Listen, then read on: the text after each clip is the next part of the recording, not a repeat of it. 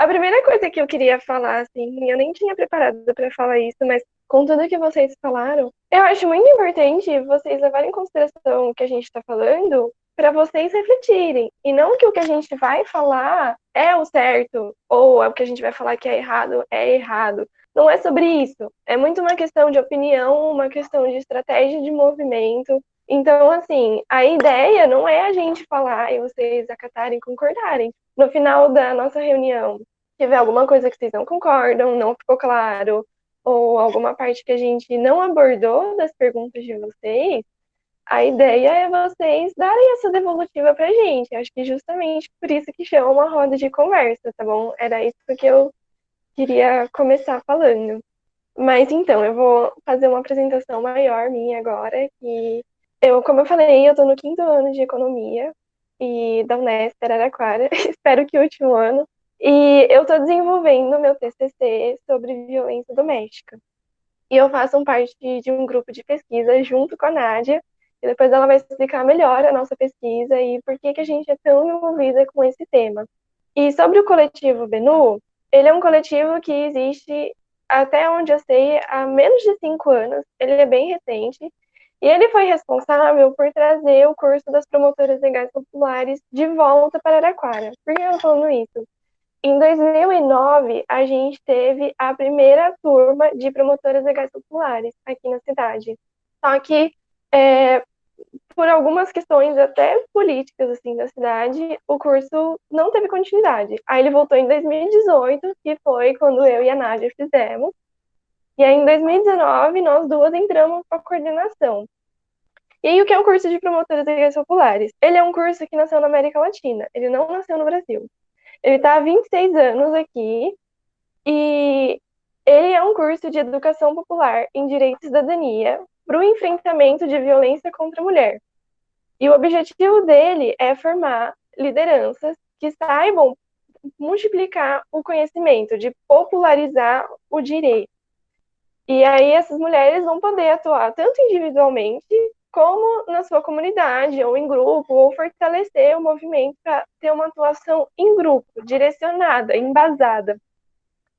E para fazer o curso, só precisa ser mulher e ter pelo menos 16 anos quando tiver a primeira aula. A gente coloca esse limite mínimo de idade por causa de alguns temas que a gente trata, como violência sexual, violência doméstica, então tem esse limite mínimo. Mas esses são só pré-requisitos. Não precisa ter algum estudo específico, ele é realmente educação popular. E aí as aulas são dadas por profissionais. Não somos nós do coletivo, a princípio, que damos aula. Algumas mulheres sim, mas pela questão do profissional delas. E ele tem uma duração anual, e tem frequência mínima, tem certificado, e ele é um curso mesmo. E isso pode variar de algumas cidades para outras. Aqui em Araraquara é assim que ele funciona. A gente tem aula todo sábado na biblioteca municipal e às vezes dentro do centro de referência da mulher. E eu não sei dizer exatamente em quantas cidades tem o curso, mas eu sei que só no estado de São Paulo já tem mais de 25 cidades que tem, incluindo São Paulo, Araraquara aqui, e eu sei que em Limeira e em Campinas tem. Em Campinas é muito legal porque elas têm três tipos de curso. O comum, que é o que tem em todos os lugares, e elas têm um voltado para adolescentes e um que elas fazem o curso dentro da cadeia feminina de Campinas. Então, assim, o curso de Campinas eu tenho assim uma admiração enorme, eu acho ele muito incrível. E eu vou passar agora a palavra para a Nádia para ela se apresentar e falar um pouquinho da nossa pesquisa. Bom, além de ser da mesma universidade, tá junta com as PLTs, com o coletivo, a gente também tem um grupo de pesquisa. E o nosso grupo de pesquisa se chama Políticas Públicas e Concretização de Direitos Fundamentais, com orientação da livre docente Soraya Regina Gasparetto Lunardi. E a nossa linha de estudos é Política Pública de Combate à Desigualdade de Gênero como Direito Fundamental. O objetivo do nosso grupo de pesquisa é estudar órgãos da administração pública que são responsáveis por políticas públicas de combate à violência contra a mulher aqui no município de Araraquara. Eu estudo sob a ótica do direito, com a Defensoria Pública, analisando o andamento e o curso dos processos, e a Sheila, ela estuda sob a ótica da segurança pública e da mobilidade urbana, com análise na Delegacia de Defesa da Mulher, analisando os boletins de ocorrência.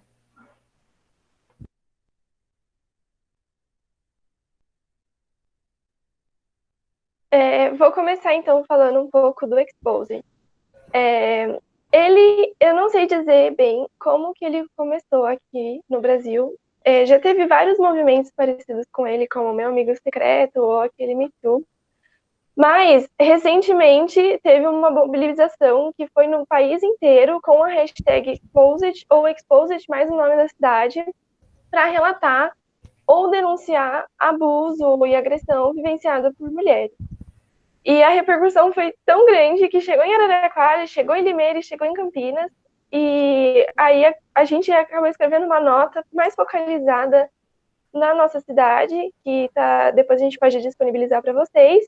E a nota chegou na Comissão Acolhedora de Limeira, e aí elas, a Frente Feminista de Limeira e o coletivo Conexão Preta, percebeu essa necessidade da gente conversar sobre esse assunto, e não somente conversar, mas pensar ações que a gente pode fazer a partir desse conhecimento que a gente vai passar para vocês agora.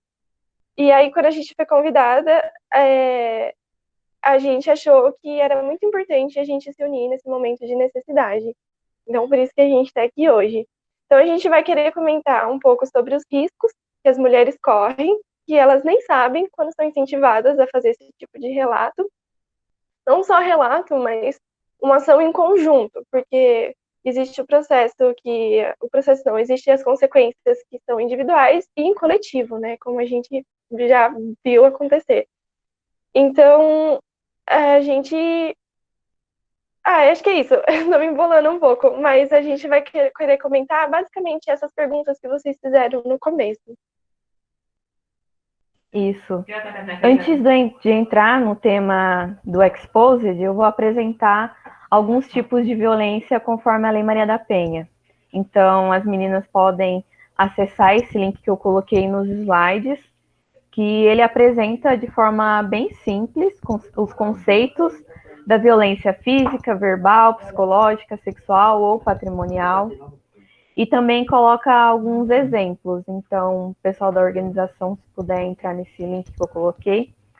E é muito importante também entender o que é a violência patrimonial, que muitas pessoas não conhecem, e até as pessoas que são os profissionais que trabalham na delegacia, que trabalham na defensoria, e isso a gente vê na nossa pesquisa, eles não compreendem muito bem o que é a violência patrimonial. Pode ir descendo. Aí eu não consigo ler muito bem. Se alguém puder ler. Aí tem explicando cada tipo de violência. Você gostaria que eu lesse a violência patrimonial, é isso? Não, você pode ler todas. Ah, tá bom. Aí tem a definição e o exemplo. Tá, então aqui, ó, violência física. Entendida como qualquer conduta que ofenda a integridade ou saúde corporal da mulher, seja ela espancamento, atirar objetos, sacudir e apertar os braços, estrangulamento ou sufocamento, lesões com objetos cortantes ou perfurantes, ferimentos causados por queimaduras ou armas de fogo e tortura. Violência psicológica.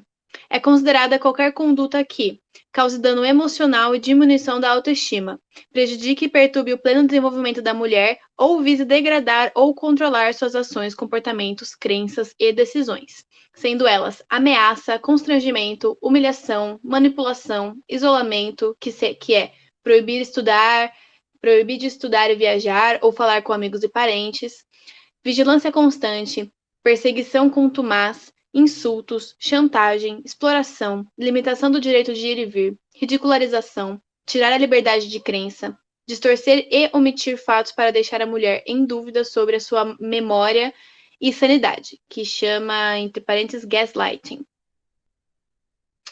Violência sexual. Trata-se de qualquer conduta que constranja a presenciar, a mantenha ou a... desculpa, vou ler de novo.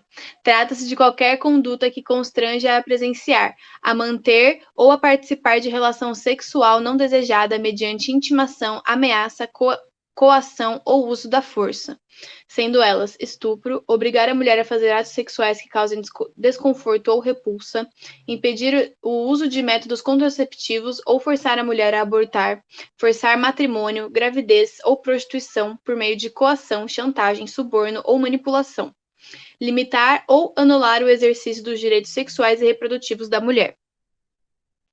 Violência patrimonial, entendida como qualquer conduta que configure retenção, subtração, destruição parcial ou total de seus objetos, instrumentos de trabalho, documentos pessoais, bens, valores e direitos ou recursos econômicos, incluindo os destinados a satisfazer suas necessidades, que são elas: controlar o dinheiro, deixar de pagar pensão alimentícia, destruição de documentos pessoais, furto, extorsão ou dano, estelionato, privar de bens, valores ou recursos econômicos, causar danos propositais a objetos da mulher ou dos quais ela goste.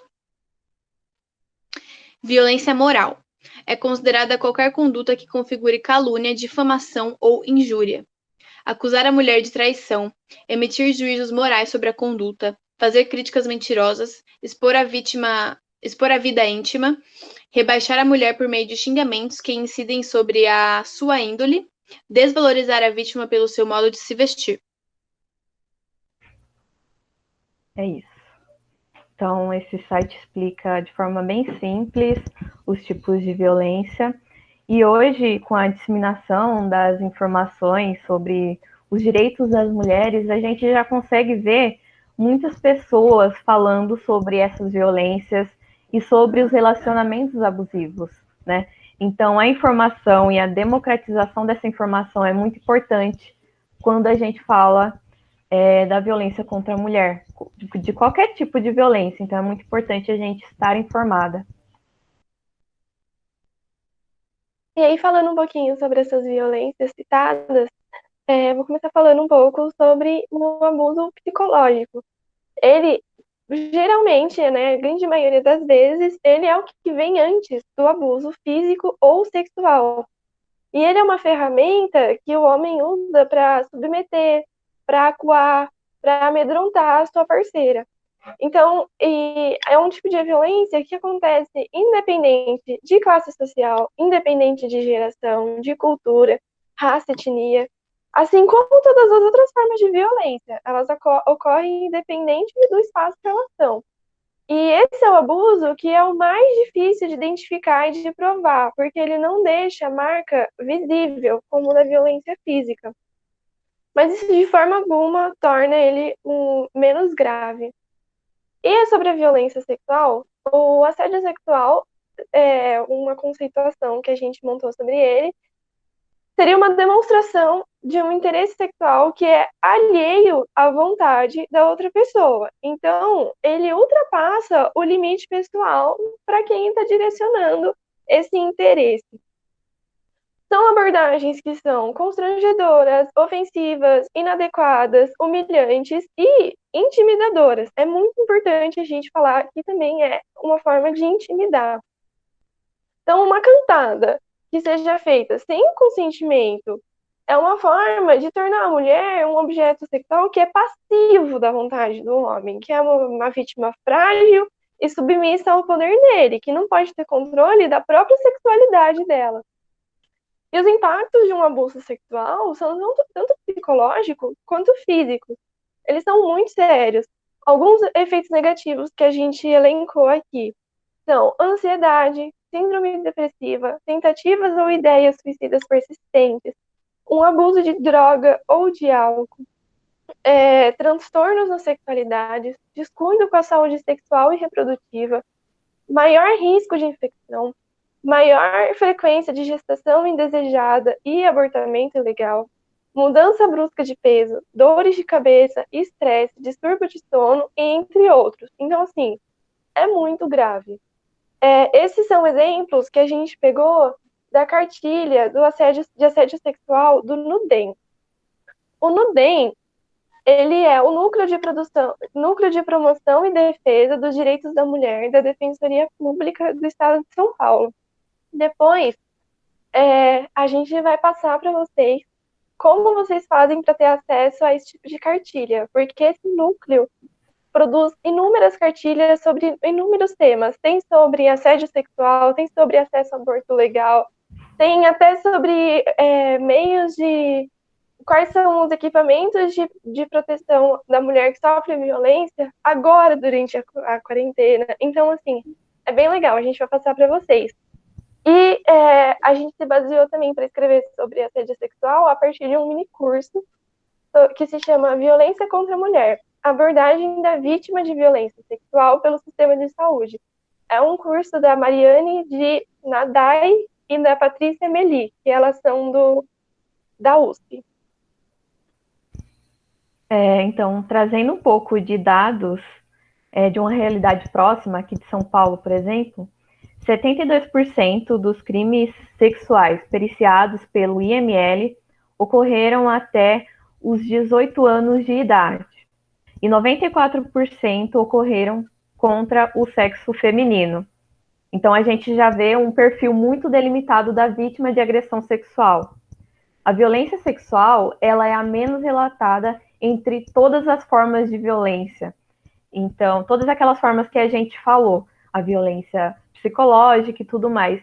Então, os dados, eles sofrem de uma subnotificação muito grande. A gente pode analisar esses dados aqui e ver que os números são muito grandes, mas eles representam cerca de 10 a 20% dos casos que realmente acontecem. Então, quer dizer, as mulheres não denunciam. Então, depois a gente vai falar também por que as mulheres não denunciam. Pode passar para o próximo slide, que eu vou falar por que a gente fala muito sobre a especificidade da violência doméstica.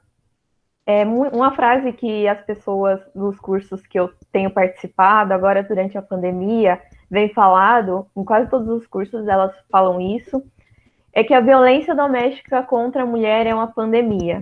Ou seja, o isolamento social, ele traz visibilidade a alguns fenômenos, como, por exemplo, a desigualdade social, que a gente vê cotidianamente, mas que agora, durante a pandemia, está mais visível ainda, e a violência. Então, o isolamento social, ele aguça as inseguranças. Muitas crianças, adolescentes e mulheres, elas estão confinadas com os seus agressores. E esse é um fenômeno internacional, mas o governo brasileiro, ele tem fugido de políticas do Estado. Então, colocando, mais uma vez, vítimas em um perigo maior, seja através do discurso presidencial, ou discurso de pessoas que estão no governo, com fechamento de hospitais que tratam sobre a violência sexual, ou até mesmo a retirada de políticas ou de normas técnicas, como que aconteceu recentemente. A importância do acesso às informações para não escalonar a violência ou mesmo levar ao feminicídio é muito importante. A gente sempre vai estar falando isso, do acesso à informação. É muito importante a gente falar disso. A violência contra a mulher, ela tem maior prevalência no seio doméstico. E por isso que a gente sempre faz esse tipo de recorte. Por isso que a gente sempre fala da violência doméstica recortada à violência contra a mulher. E aí, falando um pouco sobre os crimes sexuais, a gente separou 4 que a gente pegou do exemplo da cartilha do NUDEM. O primeiro é o assédio sexual. Ele se caracteriza por constrangimentos e ameaças com a finalidade de obter favores sexuais feita por alguém numa posição superior à vítima. Então, quando a gente fala sobre assédio, sempre existe uma hierarquia. E a pena é aumentada em até 1/3 se a vítima for menor de 18 anos, ou seja, se ela for menor de idade. E isso está no artigo 216-A do Código Penal. O segundo que a gente pegou é a importunação sexual, que é diferente do assédio. Ele é um assédio verbal.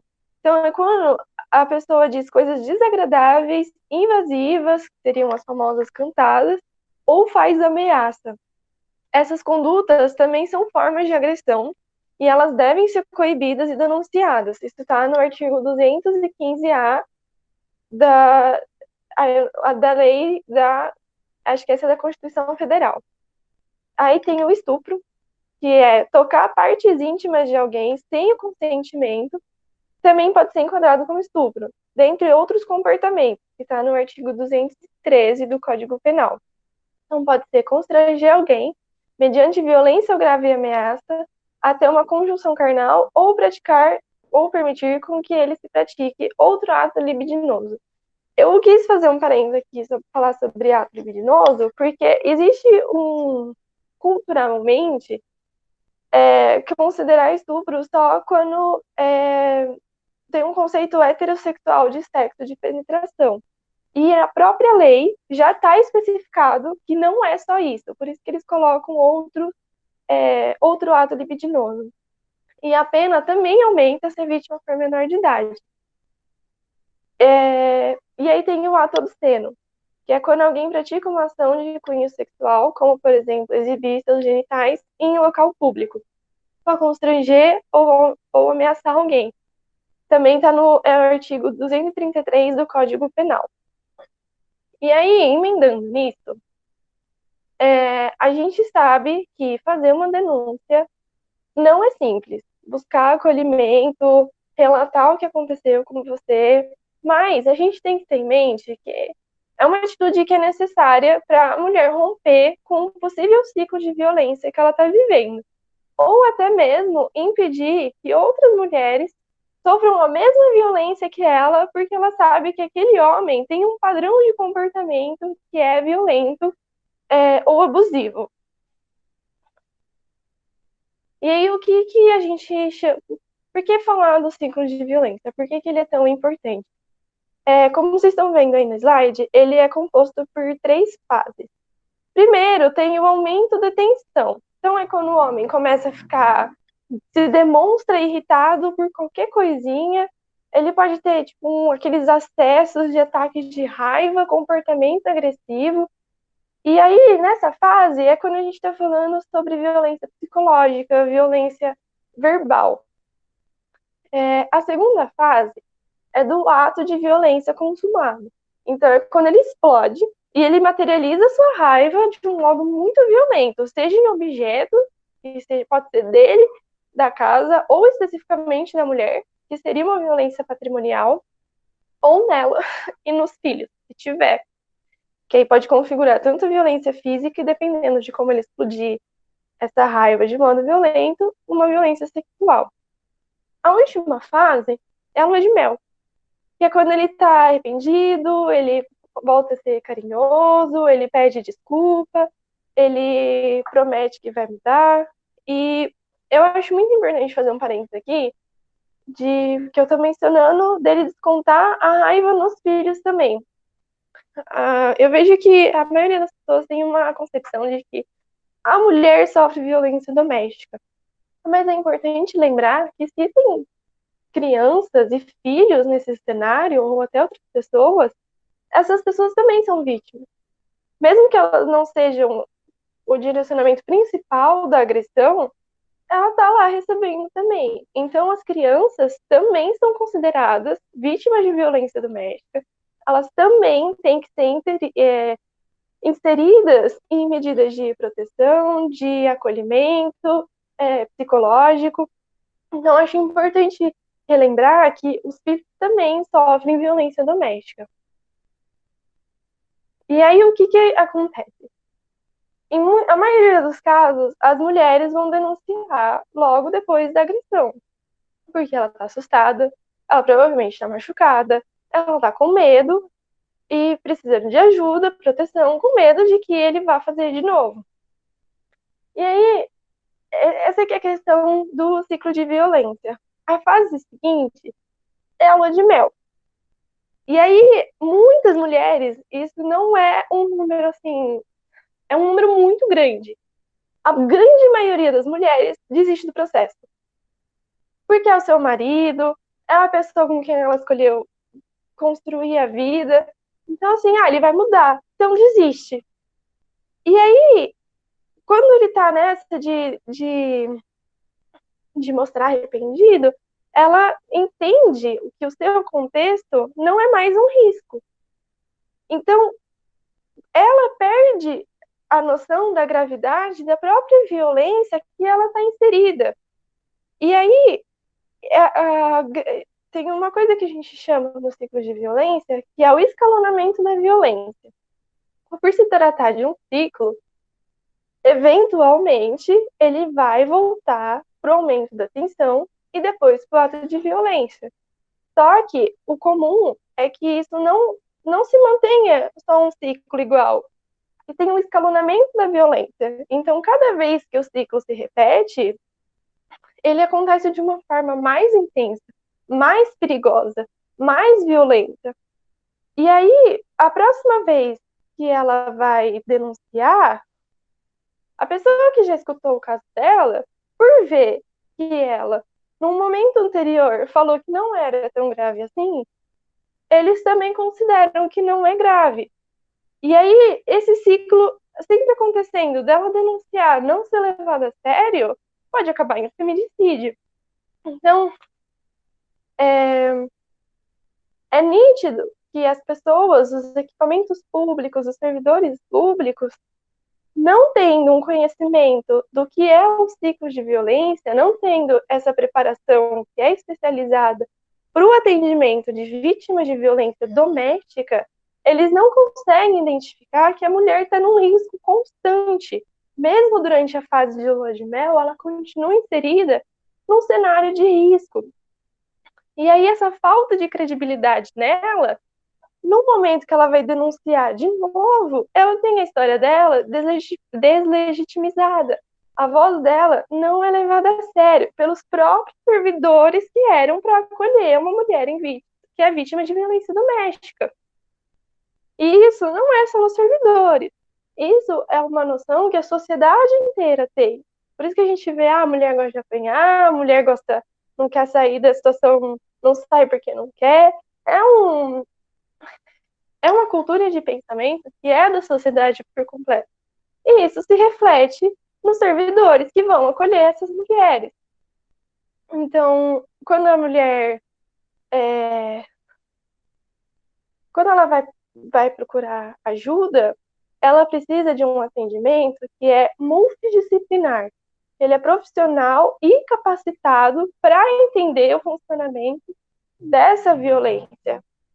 E não necessariamente que isso vai estar tudo em um órgão só.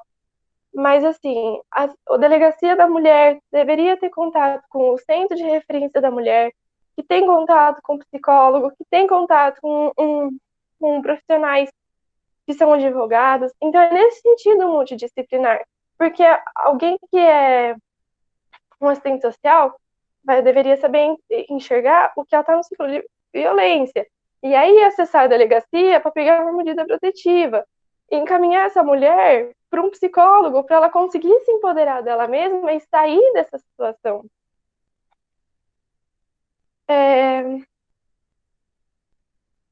Então, assim, são muitos motivos que a gente sabe que levam a mulher não denunciar. Ela tem esse constrangimento, não só constrangimento dela não ser levada a sério na própria delegacia da mulher, por exemplo, mas ela ser humilhada lá dentro, ou não só lá dentro, mas humilhada pela própria família, ou ter medo de contar para alguém e piorar a situação, medo de ser julgada, medo que ela seja exposta, tanto na mídia quanto para a família, posta no julgamento, medo de interrogatório ou do depoimento do que o ex-marido ou companheiro dela vai fazer. E são muitos medos que levam as vítimas a não denunciarem. Então, é nesse momento que eu acho que entra o segundo tópico, né, dessa roda de conversa, que é a sororidade. É muito importante que essas mulheres tenham o apoio de outras mulheres, da gente saber escutar, saber valorizar, saber não julgar, porque não é só a questão de julgar e falar, nossa, mas você vai denunciar seu marido? saber não julgar se ela desistir de denunciar. Se ela desistir de não denunciar, seja seu marido, seja seu pai, seja seu filho, seu irmão, a solidariedade entra nessa parte de a gente aceitar que a mulher vai fazer o que ela decidir que é melhor para ela. E a gente tem que estar lá apoiando e não julgando e dizendo o que a gente acha que ela deveria fazer.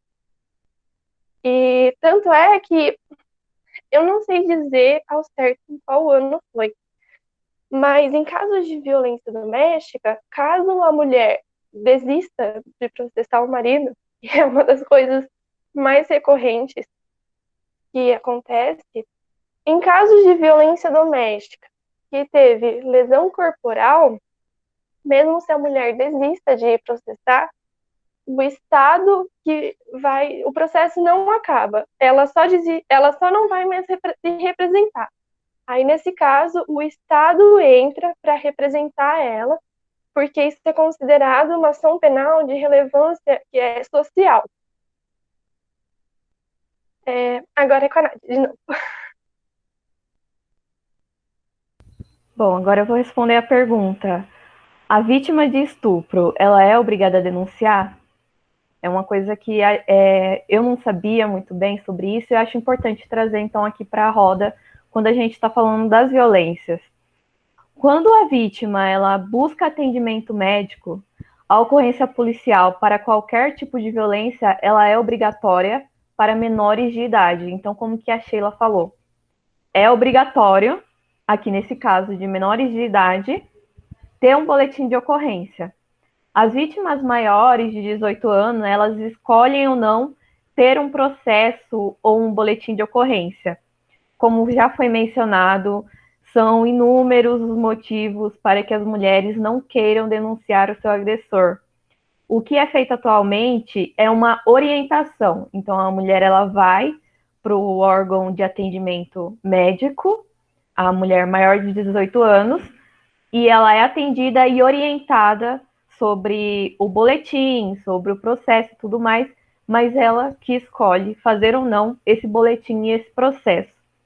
Assim, ela pode, né, escolher sobre fazer ou não o boletim e o processo judicial. Deixa eu ver aqui. Tá. Por que é obrigatório para menores? A maioria quando a gente está falando de criança, de adolescente, a maioria dos agressores é alguém da família. Então, normalmente o agressor convive com a vítima, como que eu citei nos dados lá de São Paulo, sabe? Então, é muito importante ser obrigatório esse tipo de denúncia, porque essa vítima não vai conseguir romper o ciclo de violência sem essa denúncia. Em casos de estupro, então, é muito importante que a vítima busque atendimento médico o mais rápido possível, pois os procedimentos eles devem ser feitos com prazos específicos. Inclusive, não é necessário boletim de ocorrência e um processo criminal para ter acesso à profilaxia e ao aborto legal. Então, falando sobre isso, da importância de ter serviços e ter conhecimentos, porque às vezes a mulher vítima ela chega e ela não é orientada adequadamente, e para apresentar então a gama de serviços disponíveis em Limeira e em Campinas, e também os serviços que estão ocorrendo durante a pandemia para as mulheres, a gente elaborou um guia com a rede de atendimento e a gente vai disponibilizar ele aqui no chat e no grupo do WhatsApp também, para que seja de amplo acesso, e depois as meninas também podem divulgar, porque é muito importante ter acesso a essas informações.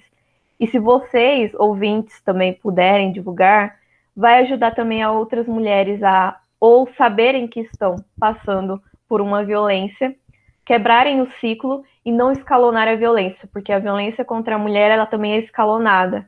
Começa normalmente com um abuso psicológico e depois vai para a violência física, depois para sexual. Então é muito importante ter em mãos toda essa gama de serviços. Então eu vou estar enviando aqui no chat e também no grupo do WhatsApp.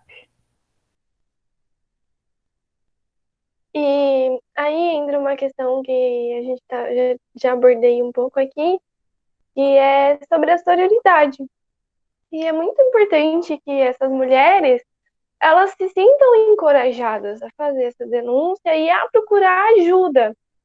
Só que assim, isso tem que ser feito de uma forma que é responsável, que não vá prejudicar ainda mais as mulheres que já são vítimas de algum tipo de violência. Então, assim, é muito importante que as mulheres tenham um ouvido amigo, alguém que elas possam confiar, alguém que vá, de fato, escutar e acreditar em tudo que ela falar.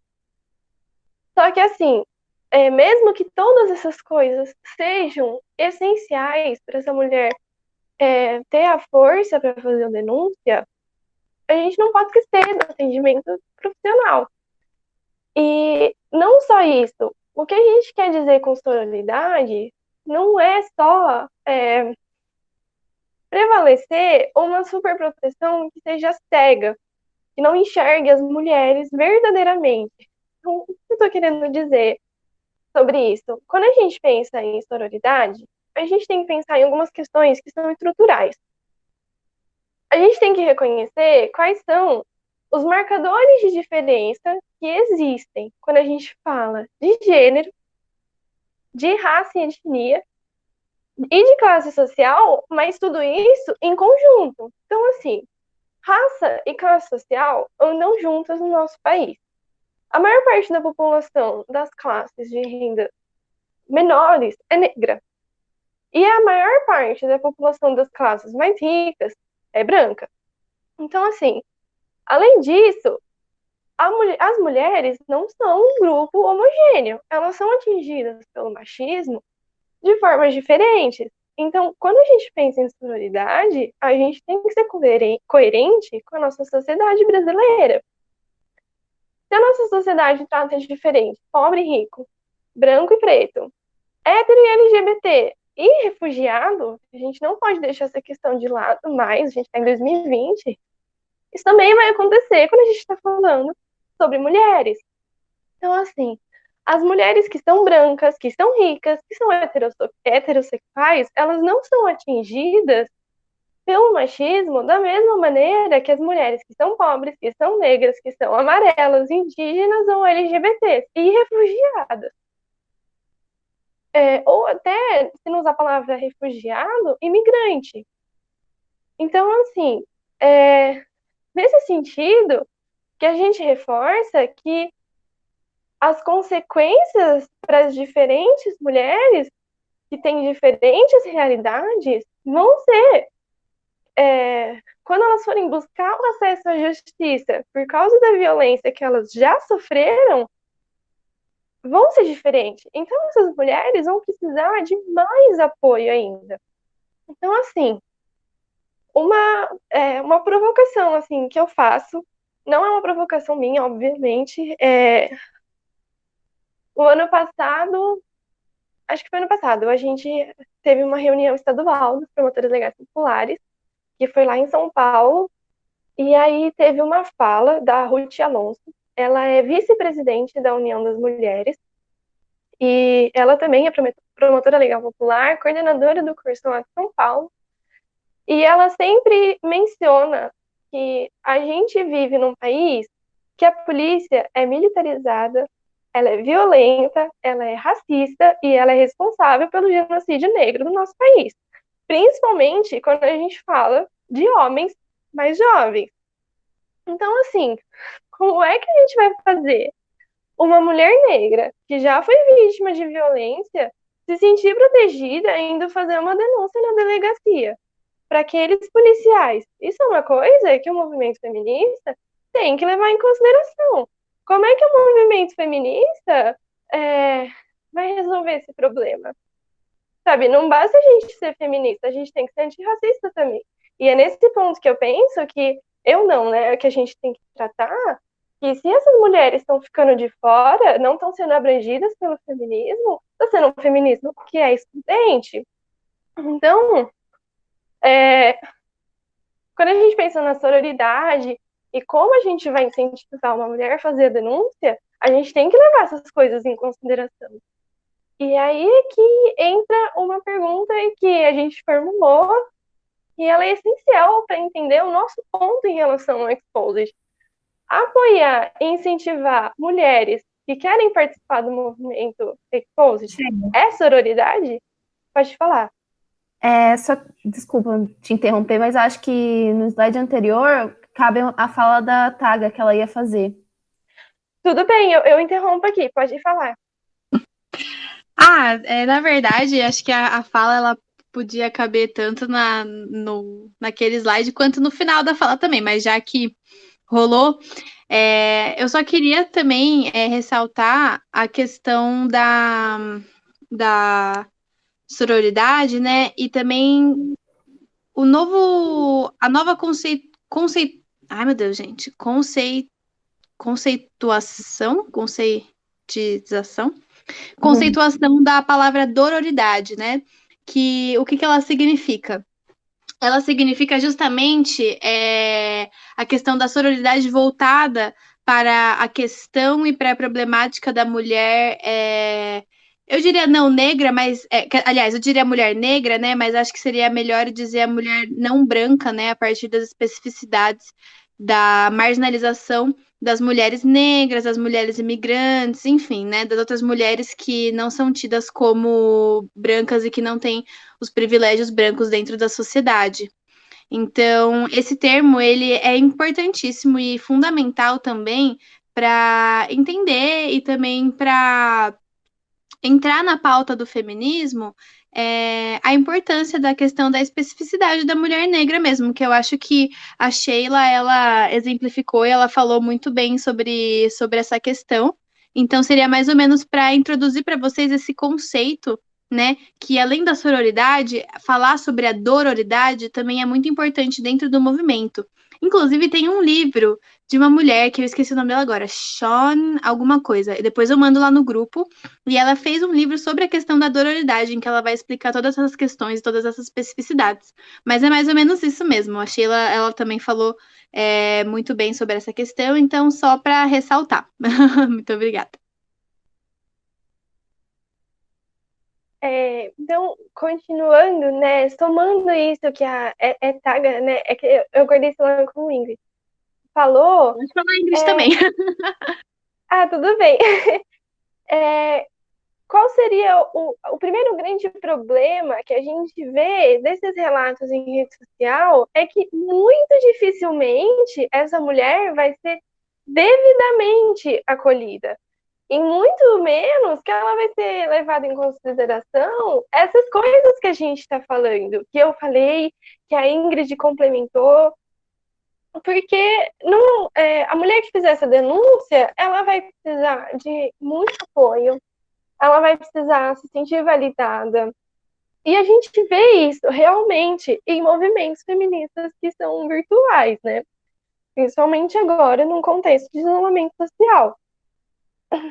Mas nada vai substituir essa mulher receber um atendimento psicológico, um atendimento que seja jurídico, que seja qualificado e multidisciplinar. Principalmente a gente pensando no contexto de pandemia, de isolamento social, que os riscos são muito mais sérios e o acesso é menor. Então, assim, os relatos e essas listas com nomes de agressores e abusadores de rede social, eles podem ter um alcance muito maior do que o planejado. Ainda mais se a gente questionar qual que é o real objetivo central de fazer esse movimento. Quando a gente lançou a nossa nota, muitas páginas entraram em contato com a gente, e em algumas páginas a gente também foi atrás, que a gente viu antes que o problema ia acontecer, a gente mandava a nota e entrava em contato. E aí algumas páginas falavam que o objetivo era chocar. A gente quer chocar com os relatos que tem aqui. E aí outros eram que queriam fazer uma justiça informal com os agressores, porque não via a justiça acontecendo. E há outras que quiseram simplesmente dar voz para as vítimas. Então, assim, tudo isso é legítimo. Não vou falar que não é, não tem como falar que não é. Só que muitos desses relatos, mesmo que não tinha o nome do agressor, eles eram fáceis de identificar quem era, quem tinha feito e o que tinha acontecido. E mesmo em grupos que eram fechados, só para mulheres que eram considerados seguros para fazer o relato, a gente viu que não é bem assim. A gente já sabe, tipo, até falando fora desse contexto, as pessoas tiram print das conversas, dos grupos, dos perfis fechados. Isso é uma coisa que acontece, tira print e vaza informação. Para quem não faz parte desse ciclo. Em um contexto que está em jogo a imagem e a reputação de um homem que pode ser conhecido de mulheres que estão naquele grupo, ou até mesmo está em jogo a segurança de uma mulher, que alguma menina lá sabe que o cara que foi denunciado se relaciona com outra, é muito provável que a informação vaze. E dessa maneira, tipo, começa um compartilhamento que, com o aumento dele, a disseminação dele, acaba sendo banalizado o jeito que essa informação é passada para frente. E aí, a partir disso, esse agressor ou abusador, ele pode não só identificar a vítima, mas identificar e ameaçar ela e quem colaborou com o compartilhamento da informação, fazendo com que a vítima sofra mais uma vez uma violência e coloque ela em um risco muito sério, que muitas vezes não é levado em consideração quando incentivam as mulheres a fazer esse tipo de denúncia. Ainda mais que essa acho que é a parte que mais revolta todo mundo.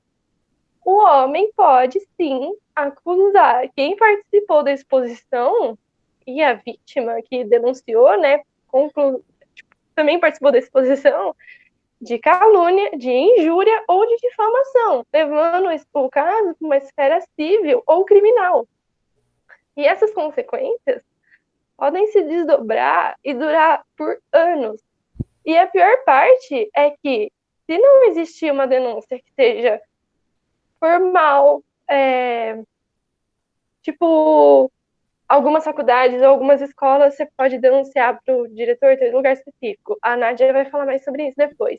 Então, se não for uma denúncia formalizada, se não tiver um boletim de ocorrência, ou se a notícia não tenha saído em nenhum jornal ou numa mídia profissional, onde a informação pode ser seguramente verdadeira, todas as pessoas que colaboraram com a divulgação podem sim ser processadas, mesmo que a denúncia seja verídica. Sim, e continuando essa fala que a Sheila fez, tudo isso acontece porque é uma questão estrutural. A gente está falando de patriarcado, a gente está falando de machismo estrutural, e a situação ela pode sair ainda mais do controle quando mulheres de um mesmo grupo, por exemplo, em uma lista, elas fazem relatos de gravidades diferentes, mas os nomes dos acusados são todos agrupados em uma mesma lista. Por exemplo, homens que têm ou tinham comportamentos machistas menos graves estavam na mesma lista de estupradores. Piorando mais ainda quando as vítimas são menores de idade, pois aí configura pedofilia. Então, isso diminui totalmente a gravidade da denúncia, que foi o que foi falado, eu esqueci o nome de quem que falou no início aqui da roda, sobre isso, né? Diminui a gravidade de um crime hediondo, como que é o estupro e a pedofilia, e dificulta seriamente a vida das mulheres que tiveram a coragem e que decidiram denunciar seus casos. Mesmo que a Lei Maria da Penha preveja que se tenha a implementação de atendimento policial especializado para as mulheres, em particular nas delegacias de atendimento à mulher, as DDMs, as Delegacias de Defesa da Mulher, sabemos que há uma falta de preparo dos servidores públicos, não somente por parte da segurança pública, mas também em áreas da saúde, da assistência social e da justiça, e diversas outras áreas também, né? Isso é uma realidade. Há delegacias que elas são anexos de uma delegacia geral da polícia. Então, imagina só como que deve ser para a vítima estar em um local que não é adequado. Ela está lá em um ambiente onde tem diversas pessoas, em um local com um pessoal despreparado, que não sabe acolher ela adequadamente. A vítima, então, ela é revitimizada quando ela tem que recontar e reviver várias vezes as mesmas histórias de seu abuso, enquanto o processo ainda não foi finalizado. Isso é reflexo da falta de preparo. Então, tudo tem que ser muito bem documentado para que a vítima não reconte e reviva a situação diversas vezes. E muitas vezes também, além disso, da mulher ter que recontar, ela tem a veracidade da história questionada inúmeras vezes. Porque, novamente, é algo estrutural. E é algo que não está só na nossa sociedade, está também no sistema de justiça, no sistema de segurança pública e em todos os meios que estão lá para acolher essa mulher vítima e não tratam ela devidamente. A mulher, ela é questionada da veracidade, seja pelo ciclo de violência, então tem um senso comum que a mulher, ela continua com o agressor porque gosta de apanhar, então isso é muito comum que a gente vê cotidianamente esse discurso, e também pela cultura do estupro, que naturaliza a situação, principalmente quando estamos falando de estupro marital, que é as mulheres que estão em uma relação e são obrigadas a ter o ato sexual com o seu cônjuge ou companheiro, enfim, mesmo ela não querendo. Isso também é um estupro, um estupro e ele se chama estupro marital. Mas a cultura do estupro, ela naturaliza tudo isso, né? E a banalização desse crime, ela é muito prejudicial e perigosa. E eu até faço um parênteses aqui para indicar a série Inacreditável, que ela fala justamente sobre isso que eu estou falando. Sobre a falta de preparo, sobre também a vítima, como que é para a vítima recontar e reviver a sua história diversas vezes. Essa série, ela trata isso de uma forma muito boa, e ela é da Netflix, está disponível na Netflix, então eu recomendo muito para vocês assistirem, porque ela demonstra a realidade. O nome da série é Inacreditável. Demonstra uma realidade que não só é de fora, a série não é brasileira, né? Mas é uma realidade do mundo inteiro. Então é a realidade também que a gente vê no nosso país. O patriarcado, ele atravessa todos os âmbitos da sociedade. E não é diferente com o machismo, que transpassa o sistema de justiça. As mulheres, elas têm as suas provas e para possíveis agressor ou abusador, elas são questionadas o tempo todo, mesmo que ela tenha provas. E elas são diariamente desvalidadas e permanecem desamparadas pelo sistema jurídico e pelo sistema de segurança pública. A gente tem que fazer essa crítica. Mesmo que a gente fale que deve-se buscar um atendimento profissional, uma delegacia, a gente tem que ter em mente também que muitas vezes esses atendimentos, eles não são preparados. Então, tendo em vista tudo isso, a mulher, ela vive um risco constante. Ela é revitimizada também pelo Estado, através da segurança pública, através da justiça. Ou seja, o Estado, ele é corresponsável da violência. E ele também faz uma violência institucional a essa mulher, na hora de obrigar ela a falar do caso inúmeras vezes para diferentes pessoas. E também uma coisa que eu faço parênteses aqui. Eu falei que algumas delegacias de defesa da mulher são anexo de uma delegacia geral de polícia. Então, normalmente, a mulher chega lá, vítima, e ela tem que contar o seu caso de violência para um homem. Então, pensa como que é a mulher que foi agredida por um homem e ter que contar para um outro homem que muitas vezes vai desvalidar, vai ficar questionando ela, vai fazer ela recontar, e vai acontecer muitas coisas. Eu acho que até a Sheila pode citar um exemplo de como que é o atendimento aqui né, que ela faz a pesquisa dela. Então, antes dela citar um pouco de como que é o atendimento e de como isso é tão real, a falta de preparo e a revitimização, pelo fato do Estado ser corresponsável dessa violência e também fazer um outro tipo de violência, ele pode fazer com que a violência seja escalonada, ou seja, a violência física pode até passar ao caso de feminicídio. Então, o Estado, ele é corresponsável por essa revitimização da vítima, por essa falta de preparo que é muito comum. Aí a Sheila pode falar um pouco, exemplificando tudo isso que eu falei. O exemplo que eu ia trazer é justamente a razão da gente ter uma lei sobre isso, que é a história da Lei Maria da Penha.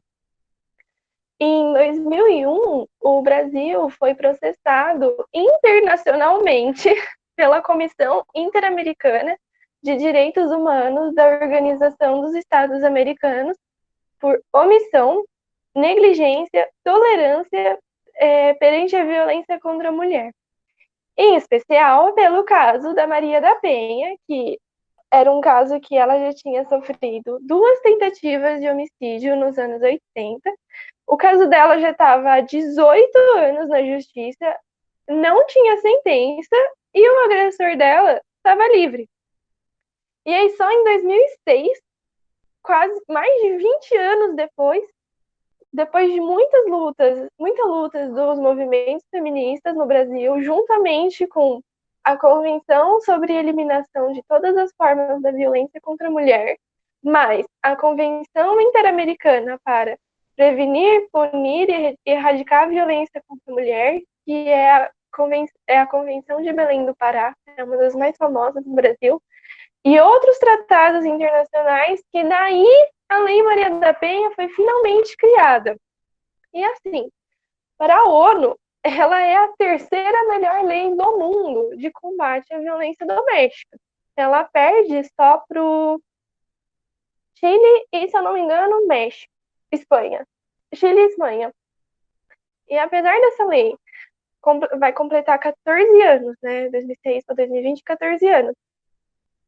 É possível afirmar que até hoje essa lei não foi completamente implementada. Ela tem a sua constitucionalidade questionada por muitos juízes. E ainda permanece um resquício da Lei da Defesa da Honra, que era vigente no Código Penal até o ano de 84, que na hora de aplicar e interpretar a lei de feminicídio, o raciocínio da defesa da honra ainda é muito forte. E antes de falar um exemplo do principal motivo dessa lei da defesa da honra cair, é uma crítica, assim, que é uma coisa que é debatida muito forte hoje. Vira e mexe no DEM, faz manifestações sobre isso. A Lei Maria da Penha não foi implementada corretamente até hoje. Só que ainda acho que não sei se esse ano teve, mas eu sei que o ano passado eu tenho certeza que sim. O nosso governo está fazendo alterações na Lei Maria da Penha. Ai, meu Deus, minha câmera caiu. Alterações que feitas pelo Bolsonaro e pela Damares, sim, pensando em violência de gênero, podem ser muito problemáticas. Depois, no final da roda, a gente pode voltar nesse assunto. Mas a crítica é: como é que você faz alteração de uma lei falando que ela não funciona direito se ela não foi devidamente implementada até os dias de hoje? E aí, voltando para a questão da defesa da honra.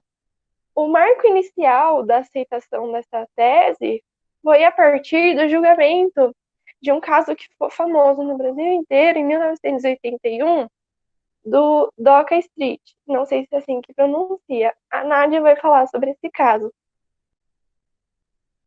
Antes de falar, eu quero abrir um grande parênteses aqui, falando como que a gente tem tantas conquistas como a Lei Maria da Penha, mesmo sendo de um devido a uma denúncia internacional, não foi o Brasil especificamente, que isso ainda continua sendo algo tão violado, né? Então, o presidente recentemente ele fez uma fala que ele falava que a violência doméstica contra a mulher aumentou durante a pandemia porque os homens não estão trabalhando. Mas ele falou isso como forma de que a pandemia não, na verdade, o confinamento não é necessário.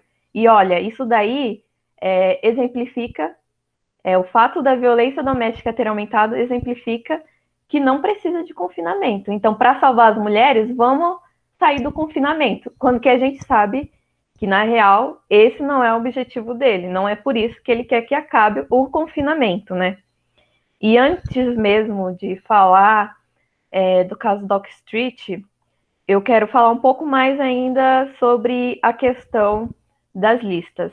Então, expor a sua denúncia ou o nome do seu agressor / abusador nesses grupos ou listas pode criar uma situação contra você e de uma forma bem grave. Como já foi dito, a nossa sociedade é estruturalmente machista e esse machismo atravessa todas as instituições e todos os âmbitos, né? Mas, felizmente, o movimento feminista tem conquistado muitos direitos para nós e temos que usufruir deles e sempre reivindicar melhorias. E é justamente por isso que é muito mais adequado fazer uma denúncia na Delegacia de Defesa da Mulher ou nos equipamentos públicos existentes, onde a denúncia ela será realizada de maneira segura, sigilosa e que pode te trazer uma proteção e acolhimento. Principalmente essa questão da proteção e acolhimento, quando a gente fala do Centro de Referência da Mulher, que tem um atendimento muito profissional e muito focalizado à mulher vítima. Então, é totalmente gratuito e tudo mais. E para ter acesso a essas informações, a gente colocou muito dos serviços que tem no guia. Então, é importante falar sobre esse feminismo para a gente se localizar na história. Mesmo que existam hoje infinitas problemáticas a respeito da violência contra a mulher, temos que ter um respeito e consideração por tudo que já foi conquistado. A Lei Maria da Penha é um marco incrível para a gente, né? Muito já foi feito e mesmo que ainda estamos longe de efetivar os direitos humanos das mulheres, não podemos desconsiderar a luta das que vieram antes de nós. Senão não estaríamos aqui hoje debatendo e reivindicando por melhorias. Senão a gente não estaria aqui hoje numa roda de conversa falando sobre violência contra a mulher. Mesmo que a denúncia formal ainda não funcione da melhor maneira, ela ainda é a forma mais segura para a vítima de violência contra a mulher denunciar. Então, agora falando sobre o caso Dock Street, que evidencia muito bem esse machismo estrutural. O marido, que se chama Doca, ele matou a sua cônjuge sobre a alegação de legítima defesa da honra. Um argumento que era utilizado na defesa de agressores e assassinos. Esse argumento de legítima defesa da honra, ele era muito utilizado para absolver esses homens. E hoje ainda a gente vê na argumentação de algumas pessoas do direito esse argumento, mesmo o STF o considerando ilegítimo e o repudiando. Esse argumento ele era utilizado muito em crimes passionais com uma justificativa, entre aspas, né, para absolver indivíduos que mataram as suas companheiras por intenso ciúme de um caso de traição ou suspeita de traição. E esse não foi o único desrespeito às mulheres que o sistema jurídico, além do caso Maria da Penha e do caso Dock Street, né, no caso da legítima defesa da honra, não foi os únicos desrespeitos cometidos pelo Poder Judiciário. Uma lei, ela dava autorização aos maridos, entre aspas, corrigirem as suas esposas com a violência. Então, tudo isso fazia parte do nosso sistema de justiça. E em tempos de Brasil colônia, o homem podia matar a sua esposa por traição. Até 1890 era possível, na verdade, né? Com a alegação de estado de perturbação dos sentimentos e da inteligência. Ou seja, o sistema jurídico, a todo momento, ele trazia justificativas para o feminicídio e para a violência contra a mulher, como se fosse algo natural, né? E que os homens estivessem legitimados para fazer isso. E até hoje a gente vê muito, muito disso nas argumentações. Por esse motivo, a gente diz sobre a valorização do movimento feminista, mas a gente tem que lembrar que muito desse passado que eu citei, ele se mantém em pensamento e atitude das pessoas, da sociedade, dos profissionais que estão lá, com o poder, e, enfim, ele ainda se mantém muito presente na nossa atualidade. E complementando um pouco disso que a Nádia está falando, não somente um pensamento e era jurídico, mas já que a gente mencionou a pesquisa que a gente faz, eu estava fazendo um recorte, né, de quando eu pegava os boletins de ocorrência, eu pegava os especificamente, tinha o artigo do Código Penal, violência doméstica. Eu não quantifiquei, não deu tempo de fazer as estatísticas, mas a grande maioria deles tinha justificativa no boletim de ocorrência que o homem não aceitava o fim do relacionamento. E é uma coisa assim, é extremamente comum. E não é só, tipo, mais da metade. Devia ser, assim, chutando uns 80% do caso. O homem não aceitava. Então, assim, é uma, é um resquício que a gente tem até hoje na nossa realidade, de uma forma muito intensa, mesmo com lei, mesmo com a Lei Maria da Penha, não é uma cultura que acabou. Não sei se cultura é a palavra certa, mas é um comportamento que é muito naturalizado, muito padrão. Mas, por fim, sobre as orientações do Exposed, né? Dado tudo isso que a gente pontuou aqui. Para as mulheres que fizeram esse tipo de relato e estão tendo problemas com isso, com os acusados, ou sendo ameaçada de forma física, psicológica, e acho que é uma coisa que infelizmente hoje é muito comum, ameaça de ter seus nudes vazados. É uma coisa hoje que é extremamente comum, infelizmente.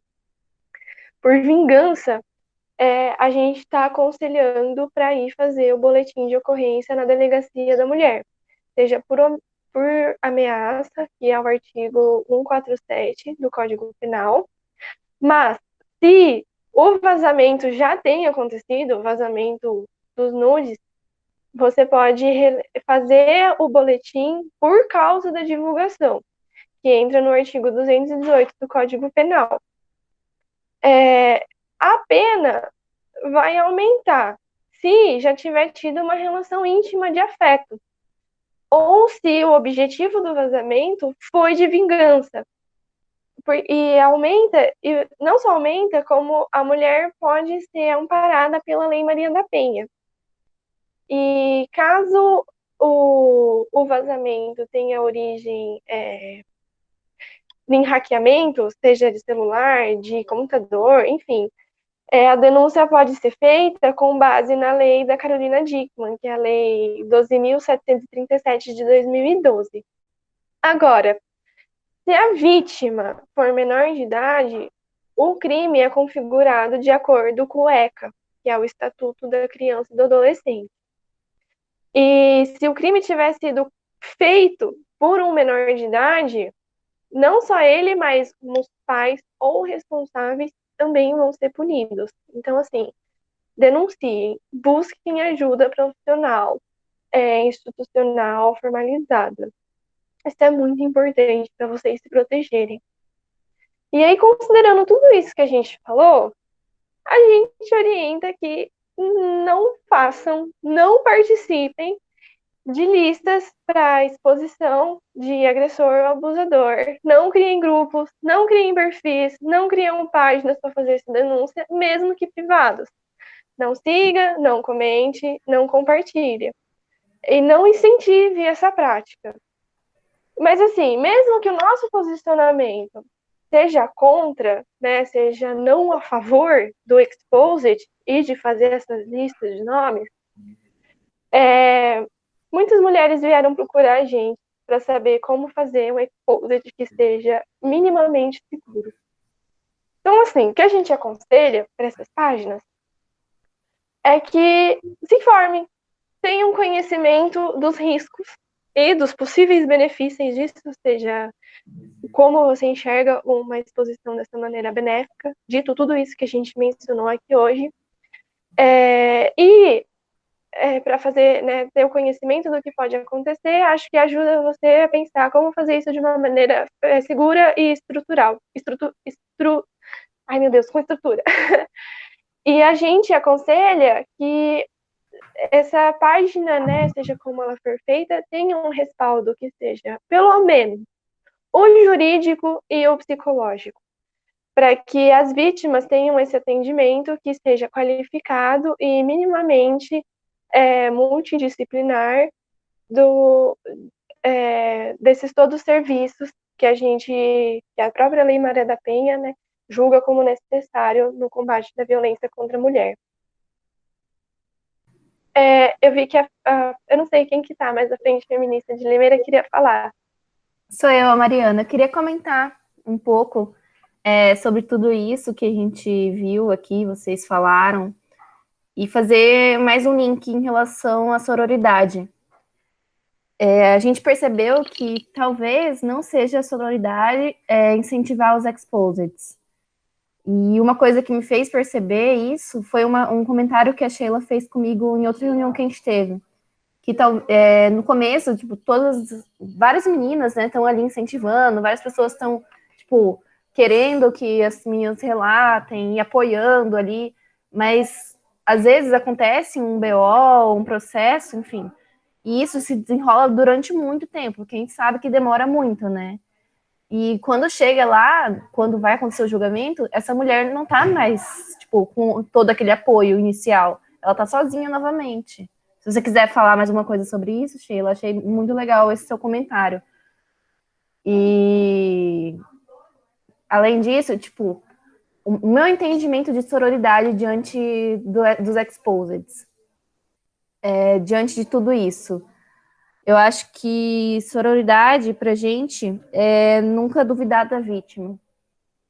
Sabendo de toda a realidade de nós, mulheres, sabendo que todas essas violências que elas listaram aqui podem se aplicar a nós, porque, enfim, a gente convive com isso diariamente, com o machismo, com todos os abusos, né? Eu duvido que tenha alguém que nunca foi vítima de algum tipo de assédio, como sendo mulher. Tipo, a gente pisa na rua, a gente é assediada, sabe?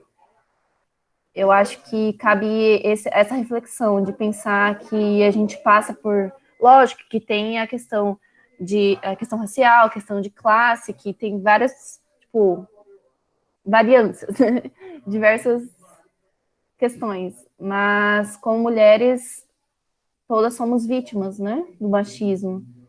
E a gente sabe o quão difícil é isso, então... Se nem nós não nos unirmos e não nos apoiarmos, tipo, nós mesmas ficarmos nos atacando e duvidando uma das outras, sabe? É muito complicado. Então, quando você conhecer alguém que sofreu, foi vítima de assédio, de abuso, de qualquer violência sexual, enfim, apoia a pessoa, tenta levar para os meios legais, ajuda ela, vai acompanhar a delegacia, orienta a procurar ajuda profissional, sabe? Eu acho que, às vezes, os exposeds, para algumas pessoas, pode ser bom, tipo, no sentido de, porque ela quer ser ouvida. Então, aí cabe a gente pensar como a gente vai fazer isso com segurança, sem colocar o nome nem da pessoa, né, da vítima, nem colocar o nome do agressor. Tipo, ela só quer ser ouvida e ouvir a opinião dos outros e ser apoiada.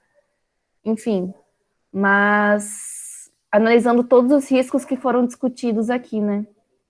Acho que eu falei bastante. Volto à pergunta final, né? Que ser contra o exposed é ser contra a denúncia? Não, pelo contrário, na minha opinião. Mas a gente quer ouvir a opinião de vocês. E Sheila e Nádia, se vocês quiserem falar mais alguma coisa. A Ingrid quer falar? Não, pode falar primeiro. Eu vou só concluir, então, aqui tudo que a gente falou. E a Sheila falou sobre fazer o boletim, né? Tem como fazer o boletim online agora, durante a pandemia. Tudo isso está no guia que a gente colocou, então é muito importante vocês lerem e divulgarem. Então, concluindo a fala, muitas mulheres, na ânsia de relatar ou impedir que outras mulheres passem pelo mesmo, encontram nesses movimentos em massa a oportunidade de finalmente encontrar uma justiça. E de que maneira, e de maneira nenhuma, queremos diminuir o valor disso. Só estamos apontando que existe uma chance, quase que certeira, de se tornar uma cilada para a vítima, por toda a questão estrutural que incide sobre esse tipo de movimento.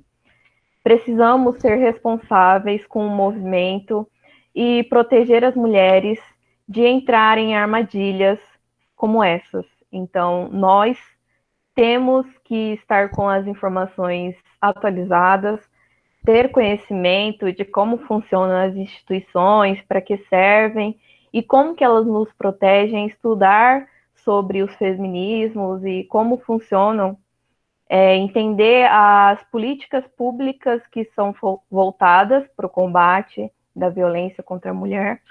E principalmente quando desejamos colaborar com a vítima, saber de tudo isso e orientar ela devidamente, para que ela tome a melhor decisão para si mesma.